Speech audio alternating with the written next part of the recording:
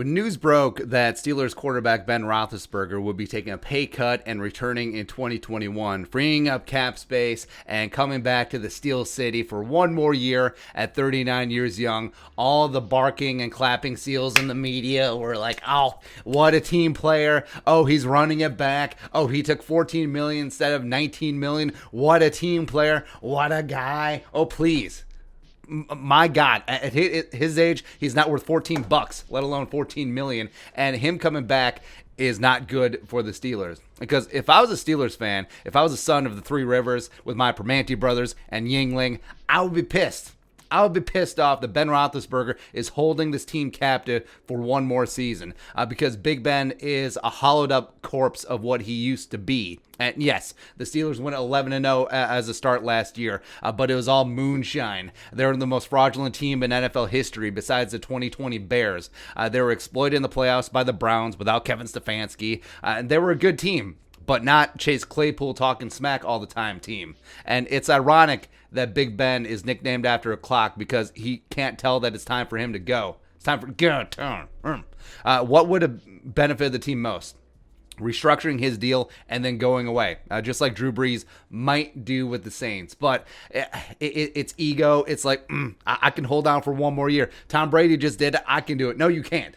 No, you cannot. And Big Ben coming back just holds the Steelers hostage for another year. It just picks at that scab as opposed to giving the team time to heal and then move on from the Big Ben era. But respect. I mean, Big Ben, two-time Super Bowl champion, even though his ass was dragged to that first win in Super Bowl 40, whatever. But 2008 against the Cardinals might be the most money throw in Super Bowl history. It's Antonio.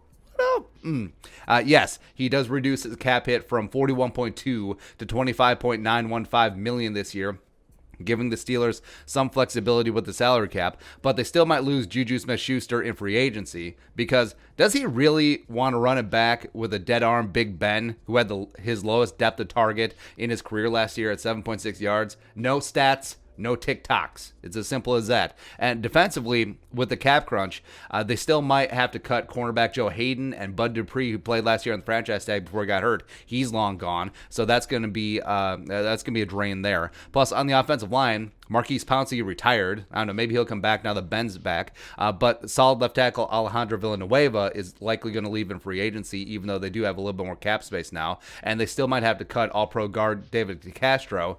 So his number 1/2 wide receiver might be gone. The defense might not be as good as last year, and the offensive line might be overhauled. But other than that, really good. Plus, his new offensive coordinator, Matt Canada, named after the second best country in North America, was the only man to contain Joe Brady and Justin Jefferson at LSU. When they fired him, undefeated national championship, setting all sorts of records, right? And if I'm Mike Tomlin, I'm big mad. Like, I deserve better than this. My job is on the line, and then this happens. Great. Because with Ben back, you're probably not going to make a move in the draft to go get your quarterback of the future. Even though it's a deep quarterback class, you're probably out of range at 24 anyway, but you would have the impetus to make a move if Big Ben wasn't there.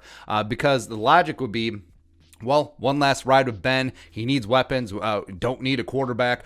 We need to spend all these picks on guys that'll help out Ben, right? Haskins is not the answer, by the way. He never was, never will be. And it's the worst thing that could have happened. Because without Ben, you still have that huge cap hit. You have to cut some people, and you go 2-14 or 2-15 if they have the 17-game season with Haskins or Rudolph, and then you draft your new quarterback in 2022, Spencer Rattler or Desmond Ridder one time. Woo! And I'm not a tank for blah, blah, blah fan when you still have life, but the Steelers do not have life. A hard reset was needed. And I hear, well, Tom Brady did it at 43. Why can't Ben do it at 39? Because Tom Brady, 4 years older, is in much better shape and in a much better situation than Ben. Big Ben is already physically showing signs of breakdown and decay. He missed all but 2 games in 2019 with that elbow injury. His arm strength is gone. His ability to move in the pocket and keep plays alive, play schoolyard football, which is his hallmark as a young player, that's way gone. So what you have is an immobile, weak-armed, old-ass quarterback with a diminished offensive line, no running game, an offensive coordinator that no one likes, and losing his top receiver in all likelihood, even though the Steelers are rock stars at drafting wide receivers, and they're really good there. Respect. But other than that, Super Bowl. Sure. Be your thoughts. Big Ben coming back. It's not good for the Steelers. Let us know in the comment section below. Subscribe for daily, Vikings and general NFL takes. We want to support that work, pull something in Venmo. But until next time, Skol, production value.